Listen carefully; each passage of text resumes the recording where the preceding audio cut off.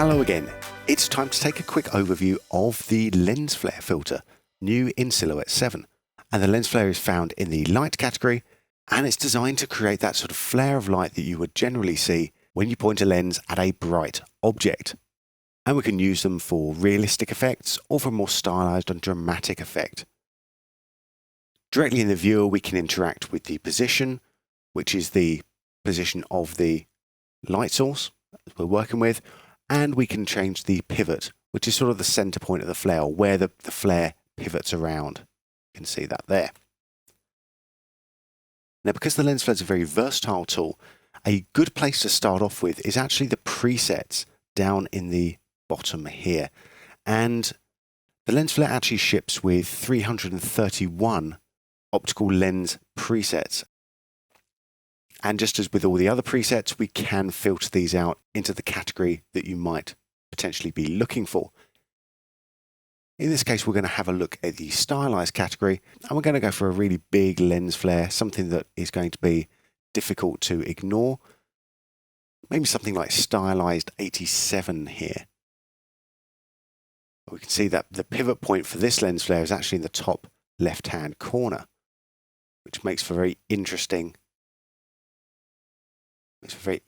look there, like that. And we can just use that as a good starting off point. If we want to make any changes to this flare now, all I have to do is come into the top of the node and just click on Edit Flare, and this will spark up the Flair Editor interface.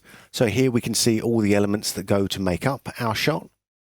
And in this preview viewer here, we can move this around, see how stuff is going to be reacting. We can even remove or add things to the shot as well. If I think maybe one of these chroma rings is a bit too big, a bit too busy, I can just disable that. Actually, let's keep that one there because I kind of like that one there. And if I wanted to maybe add another element to it, maybe some chroma bands, I can bring that into the mix as well. And I can reposition where this is going to sit in the mix just by clicking and dragging.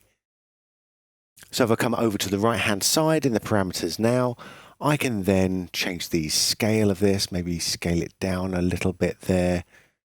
Take the chroma off so it's not quite as saturated, and just make any small changes that I need to. Maybe just spin that around just a little bit there.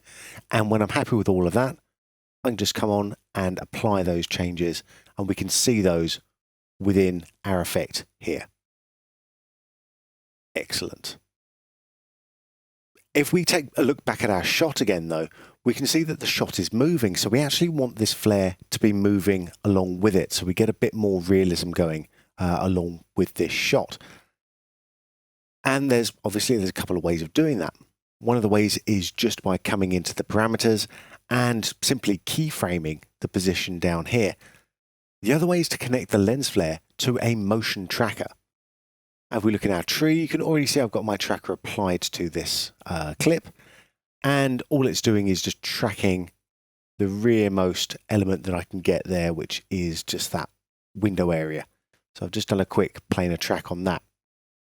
So to come back into the lens flare, I'll just connect that tracker to my lens flare, come down to the transform and choose my Windows track, and then just offset that the correct amount so that it fits in.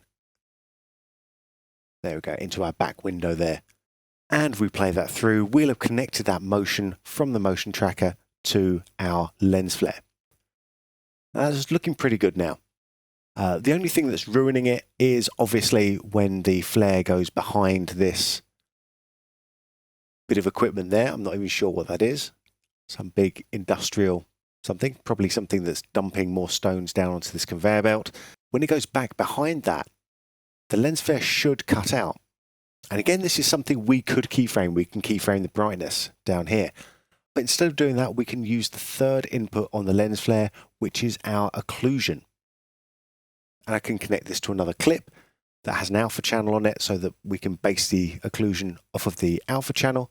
But in this case, I'm going to just attach it to the clip itself. And instead of the alpha channel, I'm going to select luminance. So we have a look at the occlusion here. I can then just ramp my threshold up.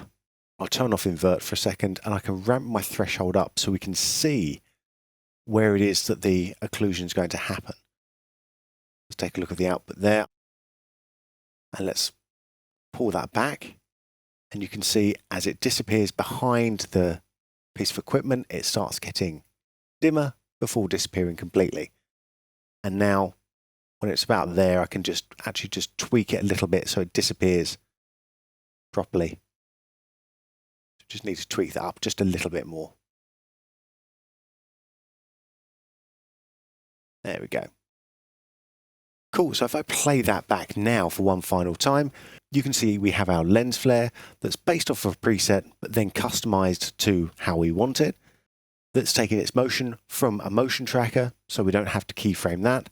And it's adjusting its brightness based on an occlusion layer, which is the luminance value of the clip itself in this case. So we don't have to keyframe anything there. And that's a brief overview of the lens flare node in Silhouette 7.